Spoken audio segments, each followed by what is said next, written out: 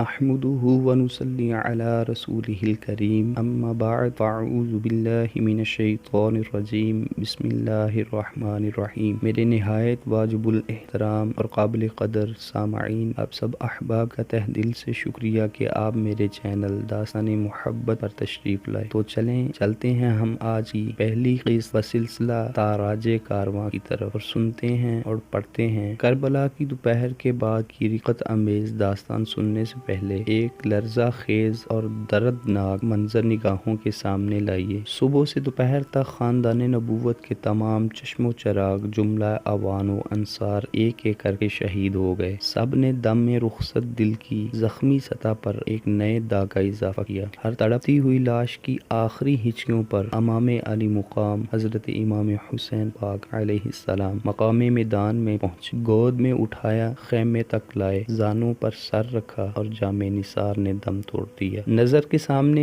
جن لاشوں کا انبار ہے ان میں جگر کے ٹکڑے بھی ہیں اور آنکھ کے تارے بھی، بھائی اور بہن کے لاڈلے بھی اور باپ کی نشانیاں بھی۔ ان بے غور و کفن جنازوں پر کون ماتم کرے، کون آنسو بہائے اور کون جلتی ہوئی آنکھوں پر تسکین کا مرہم رکھے۔ تنہا ایک حسین علیہ السلام اور دونوں جہان کی امیدوں کا ہجوم، ایک عجب درد انگیز بے بسی کا عالم۔ قدم قدم پر نئی قیامت کھڑی ہوئی ہے، نفس نفس میں علم و اندوہ کے نئے نئے پہاڑ ٹوٹتے ہیں۔ دوسری طرف حرم نبوت کی خواتین ہیں، رسول اللہ صلی اللہ تعالی علیہ وآلہ وسلم کی بیٹیاں، سوگوار مائیں اور آشفتہ حال بہنیں ہیں۔ ان میں وہ بھی ہیں جن کی گودیں خالی ہو چکی ہیں، جن کے سینے سے اولاد کی جدائی کا زخم رس رہا ہے، جن کی گود سے شیر خوار بچہ بھی چھین لیا گیا ہے اور جن کے بھائیوں، بھتیجوں اور بانجوں کی بے گور و کفن لاشیں سامنے پڑی ہوئی ہیں۔ روتے روتے آنکھوں کا چشمہ سوکھ گیا ہے، تن نیم جاں میں اب تڑپنے کی سقت باقی نہیں رہ گئی۔ عورت ذات کے دل کا آبغینہ یوں ہی نازک ہوتا ہے، ذرا سی ٹھیس جو برداشت نہیں کر سکتا، اس پر آج پہاڑ ٹوٹ پڑے ہیں۔ سب کے سب جام شہادت نوچ کر چکے، تنہا ایک ابن حیدر کی ذات باقی رہ گئی جو لٹتے ہوئے قافلے کی آخری امید گاہ ہے۔ اب وہ بھی رخت سفر باندھ رہے۔ خیمے میں ایک کوہرام برپا ہے، کبھی بہن کو تسکین دیتے ہیں، کبھی شہر بانوں کو تلقین فرما رہے ہیں، کبھی لخت جگر عابد بیمار کو گلے سے لگاتے ہیں اور کبھی کم سن بہنوں اور لاڈلی شہزادیوں کو یاس بری نگاہوں سے دیکھ رہے ہیں۔ امید و بیم کی کشمکش ہے، فرض کا تصادم ہے، خون کا رشتہ دامن کھینچتا ہے، ایمان متقل کی طرف لے جانا چاہتا ہے۔ کبھی یہ خیال آتا ہے کہ ہمارے بعد اہل خامہ کا کیا حال ہوگا، پردیس میں حرم کے یتیموں اور بیواؤں کے ساتھ دشمن کیا سلوک کریں گے۔ دوسری طرف شوق شہادت دامن گیر ہے، ملت کی تطہیر اور حمایت حق کا فرض نیزوں پر چڑھ کے آواز دے رہا ہے۔ بالآخر اہل بیت کے ناخدا، کعبہ کے پاسبان، نانا جان کی شریعت کے محافظ حضرت امام پاک امام حسین علیہ السلام بھی اب سر پر کفن باندھ کر رن میں جانے کے لیے تیار ہو گئے۔ اہل حرم کو تڑپتا،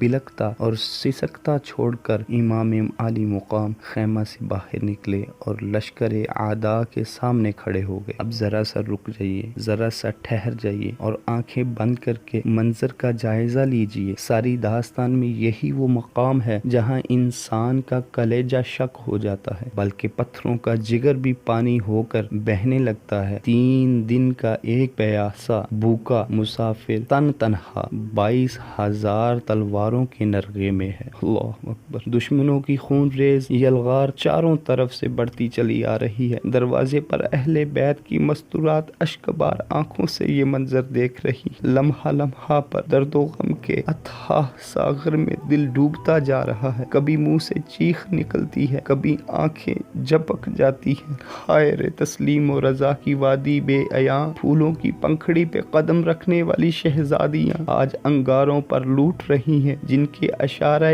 آبرو سے ڈوبا ہوا سورج پلٹ آتا ہے۔ آج انہی کے ارمانوں کا سفینہ نظر کے سامنے ڈوب رہا ہے اور زبان تک نہیں ہلتی۔ دیکھنے والی آنکھیں اپنے امیر کشور کو، اپنے مرکز امید کو، اپنے پیارے حسین کو رضی اللہ تعالی عنہ کو حسرت بری نگاہوں سے دیکھ رہی تھی کہ ایک نشانے پر ہزاروں تیر چلے، تلوار تلواریں بے نیام ہوئی، فضا میں نیزوں کی انی چمکی، اور دیکھتے ہی دیکھتے فاطمہ رضی اللہ تعالی عنہا کا چاند گہن میں آ گیا۔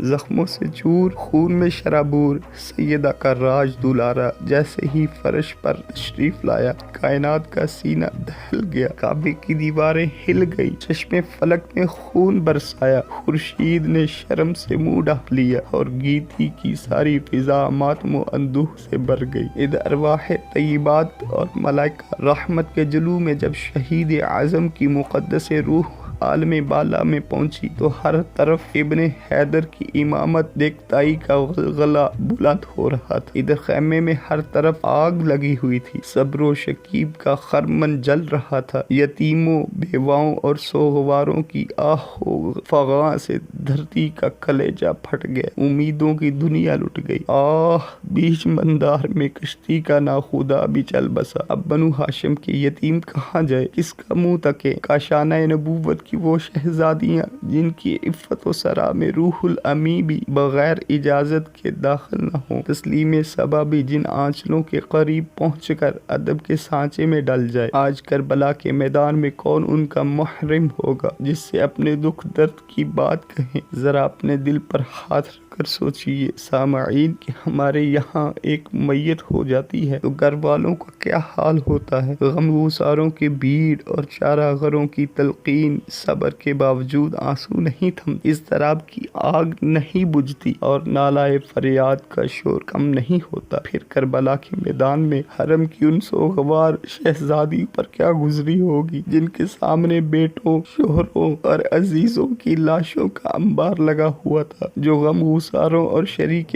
حال ہمدردوں کے جرمٹ میں نہیں، خون خوار دشمنوں اور سفاک درندوں کے نرغے میں تھی۔ امام علی مقام کا سر قلم کرنے کے بعد کوفیوں نے بدن کے پیراہن اتار لیے، جس میں اطہر پر نیزے کے 32 زخم اور تلوار کے 34 گھاؤ تھے۔ ابن سعد کے حکم پر یزیدی فوج کے 10 نابکاروں نے سیدہ کے لخت جگر کی نعش مبارک کو گھوڑوں کی ٹاپوں سے رون ڈالا۔ حضرت زینب اور شہربانو خیمہ سے یہ لرزہ خیز منظر دیکھ کر بلبلا اٹھی اور چیخ مار کر زمین پر گر پڑی۔ اس کے بعد شمر اور ابن سعد دندناتے ہوئے خیمے کی طرف بڑھے۔ بدبخت شمر نے اندر گھس کر پردہ غیان حرم کی چادریں چھین لی، سامان لوٹ لیا۔ حضرت زینب بنت علی نے غیرت و اضطراب کی آگ میں سلگتے ہوئے کہا، شمر تیری آنکھیں پھوٹ جائیں، تو رسول اللہ صلی اللہ تعالی علیہ وآلہ وسلم کی بیٹیوں کو بے پردہ کرنا چاہتا ہے؟ ہمارے چہروں کے محافظ شہید ہو گئے، اب دنیا میں ہمارا کوئی نہیں ہے۔ یہ مانا کہ ہماری بے بسی نے تجھے دلیر بنا دیا ہے، لیکن کیا کلمہ پڑھانے کا احسان بھی تو بھول گیا؟ سنگ دل ظالم، ناموس محمد صلی اللہ تعالی علیہ وآلہ وسلم کی بے حرمتی کر کے قہر خداوندی کو حرکت میں نہ لا۔ تجھے اتنا لحاظ بھی نہیں ہے کہ ہم اسی رسول کی نواسیاں ہیں جس نے حاتم طائی کی قیدی لڑکی کو اپنی چادر اڑائی تھی۔ حضرت زینب کی گرجتی ہوئی آواز سن کر عابد بیمار لڑکھڑاتے ہوئے اپنے بستر سے اٹھ کھڑے ہوئے اور شمر پر تلوار اٹھانا چاہتے تھے کہ ضعف و نقاہت سے زمین پر گر پڑے۔ شمر نے یہ معلوم کرنے کے بعد کہ یہ امام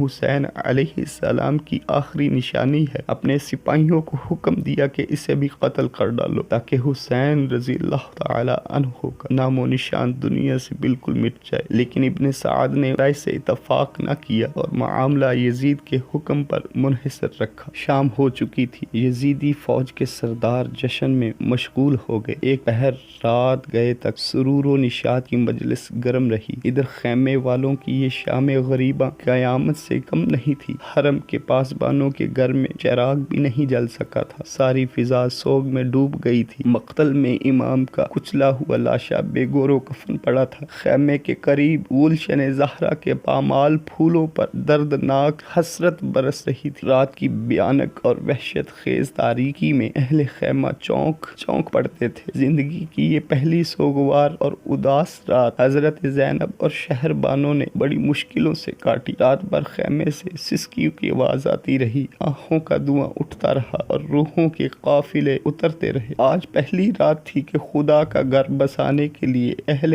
حرم نے سب کچھ لٹا دیا تھا۔ پردیس، چٹیل میدان، مقتل کی زمین، خاک و خون میں لپٹے ہوئے چہرے، میت کا گھر، بالیں کے قریب ہی بیمار کے کراہنے کی آواز، بھوک و پیاس کی ناتوانی، خون خوار درندوں کا نرغہ، مستقبل کا اندیشہ، ہجر و فراق کی آگ، کلیجہ شکر دینے والی سارے اسباب مقتل کی پہلی رات میں جمع ہو گئے۔ بڑی مشکل سے صبح ہوئی، اجالا پھیلا اور دن چڑھنے پر ابن سعد اپنے چند سپاہیوں کے ساتھ اونٹنی لے کر آیا۔ اس کی ننگی پیٹھ پر حضرت زینب، حضرت شہر بانو اور حضرت زین العابدین سوار کروائے گئے۔ پھول کی طرح نازک اور نرم ہاتھوں کو رسیوں سے جکڑ دیا گیا۔ عابد بیمار اپنی والدہ اور پھوپھی کے ساتھ اس طرح باندھ دیے گئے کہ جنبش بھی نہیں کر سکتے تھے۔ دوسرے اونٹوں پر باقی خواتین اور بچیاں اس طرح رسیوں میں بندھی ہوئی سوار کرائی گئیں۔ اہل بیت کا یہ لٹا پٹا قافلہ جس وقت کربلا کے میدان سے رخصت ہوا، اس وقت قیامت خیز منظر ضبط تحریر سے باہر ہے۔ واقعہ کربلا کے ایک عینی شاہد کا بیان ہے۔ خولی جگر گوشہ بطول کا سر مبارک نیزے پر لٹکائے ہوئے اسیران حرم کے اونٹ کے آگے آگے تھا۔ پیچھے 72 شہداء کے کٹے ہوئے سر دوسرے عاشق علی ہوئے تھے۔ خاندان رسالت کا یہ تاراج قافلہ جب مقتل کے قریب سے گزرنے لگا تو حضرت امام علی مقام کی بے غور و کفن نعش اور دیگر شہداء حرم کے جنازوں نظر پڑتے ہی خواتین اہل بیت بے تاب ہو گئیں۔ دل کی چوٹ ضبط نہ ہو سکی، آہ فریاد کی صدا سے کربلا کی زمین ہل گئی۔ عابد بیمار شدت اضطراب سے غش پہ غش کھا رہے تھے۔ حضرت شہر بانو انہیں کس طرح سنبھالا دے رہی تھی۔ قیامت کے یہ دل گداز منظر دیکھ کر پتھروں کی آنکھیں بھی ڈب آ گئیں۔ فاطمہ کی لاڈلی بیٹی حضرت زینب کا حال سب سے زیادہ رقت انگیز تھا۔ صدمہ جان کا کی بے خودی میں انہوں نے مدینے کی طرف رخ کر لیا اور دل دہلا دینے والی آواز میں اپنے نانا جان کو مخاطب کیا، یا محمد صلی اللہ تعالی علیہ وآلہ وسلم، آپ پر آسمان کے فرشتوں کا سلام ہو۔ یہ دیکھیے آپ کا لاڈلہ حسین ریگستان میں پڑا ہے، خاک و خون میں آلودہ ہے، تمام بدن ٹکڑے ٹکڑے ہے، نعش کو گور و کفن بھی میسر نہیں ہے۔ نانا جان، آپ کی تمام اولاد قتل کر دی گئی، ہوا ان پر خاک اڑا رہی، آپ کی بیٹیاں قید میں ہیں، ہاتھ بندھے ہوئے ہیں، مشقیں کسی ہوئی ہیں، پردیس میں کوئی ان کا یارو شناسا نہیں۔ نانا جان، اپنے یتیموں کی فریاد کو پہنچے۔ ابن جریر کا بیان ہے کہ دوست دشمن کوئی ایسا نہ تھا جو حضرت زینب کے اس بیان پر آبدیدہ نہ ہو گیا۔ اسیران حرم کا قافلہ اشکبار آنکھوں اور جگر غداز سسکیوں کے ساتھ کربلا سے رخصت ہو کر کوفہ کی طرف روانہ ہو گیا۔ شام ہو چکی تھی۔ ایک پہاڑ کے دامن میں یزیدی فوج کے سرداروں نے پڑاؤ کیا۔ اسیران اہل بیت اپنی اپنی سواریوں سے نیچے اتار لیے گئے۔ چاندنی رات تھی۔ رسیوں میں جکڑے ہوئے حرم کے یہ قیدی رات بھر سسکتے رہے۔ پیشانی میں مچلتے ہوئے سجدوں کے لیے بھی ظالموں نے رسیوں کی بندن ڈھیلی نہیں۔ پچھلے پہر حضرت زینب مناجات میں مشغول تھیں کہ ابن سعد قریب آیا اور اس نے طنز کرتے ہوئے دریافت کیا، قیدیوں کا کیا حال ہے؟ کئی بار پوچھنے کے بعد حضرت زینب نے منہ ڈھانپ کر جواب دیا، خدا کا شکر ہے، نبی کا چمن تاراج ہو گیا، ان کی اولاد قید کر لی گئی، رسیوں سے تمام جسم نیلے پڑ گئے۔ ایک بیمار جو نیم جاں ہو چکا ہے، اس پر بھی تجھ کو ترس نہیں آتا، اور نہیں تو ہماری بے کسی کا تماشا دکھانے اب تو ہمیں ابن زیاد اور یزید کی قربان گاہ میں لے جا رہا ہے۔ اتنا کہتے کہتے وہ پھوٹ کر رونے لگی۔ حضرت زین العابدین رضی اللہ تعالی عنہ نے پھوپھی جان کو تسلی دیتے ہوئے کہا، خون کے قاتلوں سے جور و ستم کا شکوہ ہی کیا پھوپھی جان، بس ایک آرزو ہے کہ بابا جان کا سر میری گود میں کوئی لا کر ڈال دے اور میں اسے اپنے سینے سینے سے لگا لوں۔ ابن سعد نے کہا گود میں نہیں، تیرے قدموں کی ٹھوکر پر لا کر ڈال سکتا ہوں، اگر راضی ہے تو اقرار کر۔ ظالم نے پھر زخموں پر نمک چھڑکا۔ پھر حرم کے قیدی تل ملا اٹھے۔ اضطراب میں بجھی ہوئی ایک آواز کان میں اتری، بدبخت نوجوان جنت کے سرداستے گستاخی کرتا ہے، کیا تجھے خبر نہیں ہے کٹا ہوا سر اب بھی دو جہان کا مالک ہے؟ ذرا غور سے دیکھ، بوسہ گاہ رسول پر انوار و تجلیات کی کیسی بارش ہو رہی ہے۔ صرف جسم سے رابطہ ٹوٹ گیا ہے، عرش کا رابطہ اب بھی قائم ہے۔ اس آواز پر ہر طرف سناٹا چھا گیا۔ اسی عالم و اندوہ میں اسیران اہل بیت کا یہ تاراج قافلہ کوفہ پہنچا۔ مارے شرم و ہیبت کے ابن سعد نے شہر کے باہر جنگل میں قیام کیا۔ رات کے سناٹے میں حضرت زینب مناجات و دعا میں مشغول تھیں۔ ایک ہلکی آواز کان میں آئی، بی بی میں حاضر ہو سکتی ہوں؟ نگاہ اٹھا کر دیکھا تو ایک بڑھیا سر پر چادر ڈالے، منہ چھپائے۔ مزید اس کہانی میں آگے کیا ہوا جاننے اور سننے کے لیے ہمارے اس چینل کو سبسکرائب ضرور کیجیے۔ جزاکم اللہ تعالی فی الدارین و احسن جزا۔